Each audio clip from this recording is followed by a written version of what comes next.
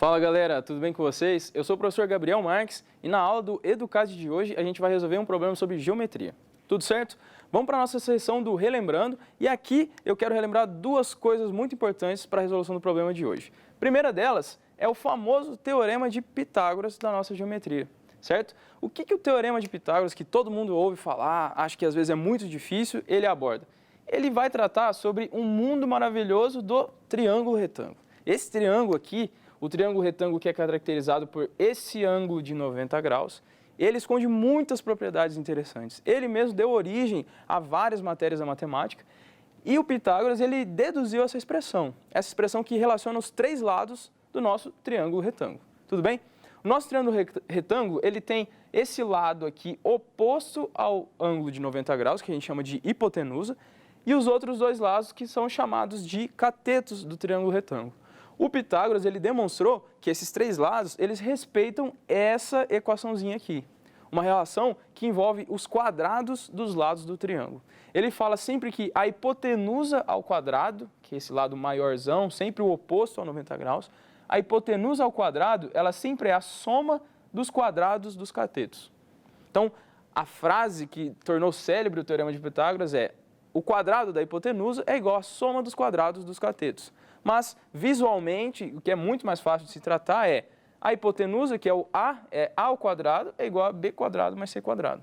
E esse teorema aqui, ele tem muitas aplicações em muitos problemas da matemática. Então, muito importante que vocês tenham em mente isso aqui. Essa formulazinha aqui vai sair em muitas questões.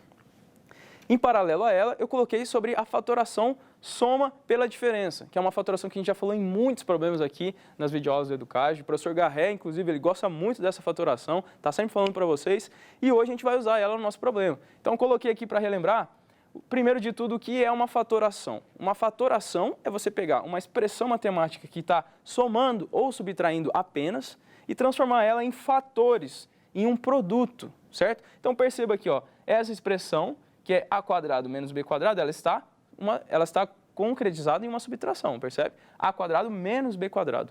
E ela foi transformada em um produto de dois fatores, de dois termos aqui, tudo bem? Então, sempre que você bater a cara ou em uma diferença entre dois quadrados ou em uma multiplicação disso aqui, você pode estar fazendo essa inversão, essa troca, conforme for mais conveniente para você, beleza? Então, sempre que você bater o olho em que haja uma diferença entre dois quadrados, você vai escrever isso aqui desse formato. Então, o primeiro termo ao quadrado menos o segundo termo ao quadrado vai ser justamente a soma entre esses dois termos, multiplicado por quem? A diferença entre esses dois termos. Então, essa fatoração também é muito importante, galera. Muito importante mesmo.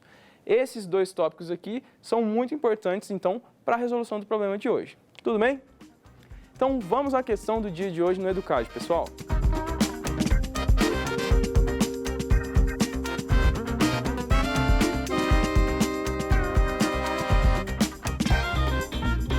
Vamos embora então, pessoal. A questão de hoje ela está aqui colocada no quadro para vocês. Então perceba, é apenas um desenho, não tem texto, não tem informação. Ó. Perceba que não coloquei nenhum enunciado sobre o tamanho do lado, o tamanho de algum ângulo, não coloquei nada, está tudo expresso no desenho. Em muitos problemas de geometria é isso que vai acontecer. Você vai ter que observar o desenho e a partir das informações que estão nele, tirar suas conclusões. E é isso que a gente vai fazer. Então, primeiro de tudo, vamos bater o olho aqui. Ó. A gente percebe que tem um triângulo ABD, que é o triângulo maiorzão, e a gente tem os lados 4 e 4 raiz de 5, beleza? E a gente percebe também que tem um triângulo interno aqui, um triângulo ABC, um menorzinho aqui, ó, que é composto pelos lados 4x e um que ele não falou nada. O que mais que a gente pode observar? Existe o outro triângulo aqui, ó, o triângulo ACD, e que ele tem dois lados aqui que o problema falou que eles valem x, exatamente x cada um. E no final das contas ele vai perguntar pra gente qual o valor de x. A gente tem que descobrir quanto vale o x. O x é justamente esse lado aqui ou esse lado aqui. Eles são iguais e a gente tem que descobrir qual que é o valor. Tudo bem, essa é a primeira análise, a análise mais superficial. Agora a gente tem que dar uma aprofundada com os conteúdos de matemática que a gente sabe para tirar informações úteis desse desenho. O que a gente vai fazer então? Primeiro de tudo, a gente não analisou que isso aqui é um triângulo o quê? Um triângulo retângulo. Ó, um ângulo de 90 graus aqui, ó. Então, tanto o triângulo ABD é um triângulo retângulo, esse triângulo grandão, e também o triângulo ABC é um triângulo retângulo também, e ele está interno ao triângulo maior. ABC também é um triângulo retângulo. E sempre, sempre, sempre, quando você lembrar de triângulo retângulo, você vai pensar em quê? Teorema de Pitágoras. A gente vai ter que relacionar os lados de algum jeito utilizando o teorema de Pitágoras. Tudo bem? Então, primeiro de tudo, vamos começar a colocar no papel as informações que a gente tem para tentar observar melhor o que está acontecendo. Se a gente for querer escrever o teorema de Pitágoras para o triângulo ABC, o que vai acontecer? ABC. A gente vai lembrar que o teorema de Pitágoras fala o quê? O quadrado da hipotenusa é igual à soma do quadrado dos catetos. Aí você vai olhar, quem é a hipotenusa do triângulo ABC? É aquele lado oposto ao ângulo de 90 graus, x. Então, a hipotenusa ao quadrado, começamos por x ao quadrado, é igual à soma dos catetos ao quadrado. Quem são os catetos do triângulo ABC? O lado 4 e o lado BC. Só que aí você vai olhar e vai pensar, pô, BC não foi dado. Então, acabou o problema, não sei resolver, vou para o próximo, ferrou. Não, vamos ter calma. Você sabe que uma dica muito boa de quando existe um problema de triângulo retângulo é utilizar o teorema de Pitágoras. E não é porque você não tem acesso a uma informação que você não pode aplicar. Muitos problemas, pessoal, a gente vai ter que colocar uma incógnita no meio do problema, usar ela ali no meio e tirar ela depois, certo? A gente vai ter que inserir mais uma incógnita no problema para ajudar a resolver. Parece meio estranho, né? A gente vai colocar mais uma incógnita para ajudar a gente a resolver e é isso que vai acontecer. Então, esse lado aqui, eu vou tratar ele como a incógnita y. Então, esse lado BC, agora ele vai valer y. E agora sim a gente vai conseguir escrever o teorema de Pitágoras para o triângulo ABC. Ou seja, x ao quadrado vai ser igual a 4 ao quadrado mais quem? Y ao quadrado, que é o cateto do triângulo ABC. Agora sim a gente conseguiu montar teorema de Pitágoras para um triângulo. Seria muito legal a gente escrever o teorema de Pitágoras para o triângulo maior também, já que ele também é um triângulo retângulo. Perceba que a gente não tem muito para onde fugir, a gente tem que bater o olho, perceber as informações que a gente tem e colocar no papel para ver se vai ser útil ou não. Então, no triângulo ABD, a gente vai escrever o teorema de Pitágoras para ele, que é quem? Hipotenusa ao quadrado é igual à soma dos quadrados dos catetos. Quem é a hipotenusa do triângulo ABD? É sempre o lado oposto ao ângulo de 90 graus. Ó. Então, a hipotenusa é o 4 raiz de 5. Então, vai ser 4 raiz de 5, tudo isso ao quadrado, vai ser igual à soma dos catetos ao quadrado. Ou seja, 4 ao quadrado, mais, quem é o lado BD agora? Esse lado grandão aqui, vai ser justamente a soma do CD com o BC. Então, vai ser o lado x mais y. Então, o lado todo BD é x mais y. Então, a gente tem que escrever que é x mais y ao quadrado. E agora sim a gente montou o nosso sistema de equações, de novo. Vocês estão percebendo? Eu tenho uma equação, eu tenho outra equação e essas duas equações estão correlacionadas. Só que agora não são mais um sistema de equação do primeiro grau, é um sistema de equação do segundo grau. O que a gente vai ter que resolver então? O que a gente vai ter que fazer? Tentar manipular e mexer uma equação com a outra. E é aí que o problema vai começar a ficar interessante. Como que a gente pode fazer? Vamos bater o olho aqui e tentar melhorar primeiro as contas que estão expressas, tudo bem? Vamos então colocar isso aqui no formato de um sistema. O sistema então será x² é igual a quem? 4 ao quadrado, 16. 16 mais y ao quadrado. Essa é a nossa primeira equação, essa é a nossa primeira informação. Lembrando que ele quer quem? O valor de x. O valor de x é o que a gente tem que encontrar. Só com essa equação aqui a gente consegue fazer alguma coisa? Não consegue. Para cada valor de y que eu coloco tem um x e vice-versa. Então a gente precisa da equação auxiliar, que é a equação de baixo. É nela que a gente vai relacionar as duas e obter o valor de x final. Vamos melhorar as contas que estão escritas aqui. Ó. 4 raiz de 5 ao quadrado vai ficar 16 vezes 5, que é 80. Então 80 é igual a 4 ao quadrado, que novamente é o 16, mais x mais y ao quadrado. X mais y ao quadrado. Dá para melhorar? Dá para melhorar ainda. Vamos passar esse 16 para cá. Ó. Passando o 16 para o outro lado, vai ficar que x ao quadrado é igual a 16 mais y ao quadrado, repetindo a primeira. A gente vai sempre propagar as duas equações juntas, porque elas estão relacionadas. Passando o 16 para cá, vai ficar 80 menos 16, 64. Então, x mais y ao quadrado vai ser igual a 64. X mais y ao quadrado vai ser 64. E agora o problema está ficando um pouco mais bonito. Tudo bem? Vamos passar para esse lado aqui, ó. Vamos reescrever agora essa equação e essa equação. Eu vou denominar cada uma aqui de 1 e 2 e a gente vai fazer referência a elas de uma forma mais conveniente. Então, com a equação 2, vamos observar ela um pouco melhor e ver o que está acontecendo. Ela está falando que x mais y ao quadrado é igual a 64. Então, x mais y ao quadrado é igual a 64. E agora você tem que exercitar os seus conhecimentos um pouco mais de radiciação, não é mesmo? O que está acontecendo? Eu tenho um número ao quadrado que está igual a 64. 64, você tem que lembrar que é uma potência. É justamente um quadrado perfeito. Não é 8 ao quadrado? Isso aqui é a mesma coisa que 8 ao quadrado. Olha só que legal.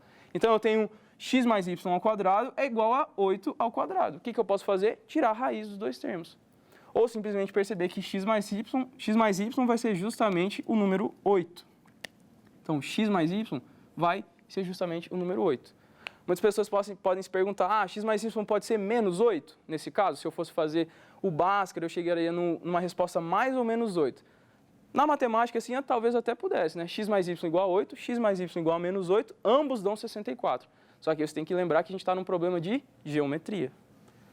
E a soma dos lados não vai poder dar um número negativo. Então, a gente já exclui essa resposta. Então, nesse caso aqui, a gente chega à conclusão de que x mais y é igual a 8. Porque não tem como dar uma resposta negativa. São lados de um triângulo. Dois lados de um triângulo somado nunca pode dar um número negativo. Todo mundo concorda? Então, é isso.